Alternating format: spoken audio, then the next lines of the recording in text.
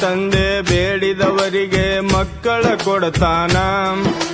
ನಮ್ಮ ಮನೆಯಲ್ಲಿ ತೊಟ್ಟಿಲ ಭಾಗ್ಯದ ಮಾತ ಮರತಾನ. ನಿನ್ನ ತಂದೆ ಬೇಡಿದವರಿಗೆ ಮಕ್ಕಳ ಕೊಡತಾನ. ನಮ್ಮ ಮನೆಯಲ್ಲಿ ತೊಟ್ಟಿಲ ಭಾಗ್ಯದ ಮಾತ ಮರತಾನ. ಮಾಸಿದ್ದ ತಾನು ತಾಯಿ ಮಾತಿಗೆ ಎದ್ದು ನಿಂತಾನ.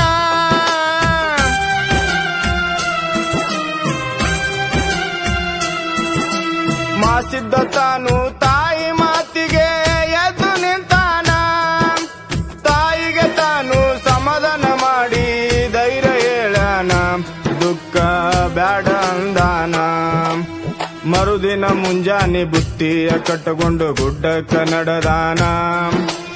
ಅಮೋಗಿಸಿದ್ದಾಗ ಶರಣ ಮಾಡಿ ಬುತ್ತಿ ಕೊಡತಾನ.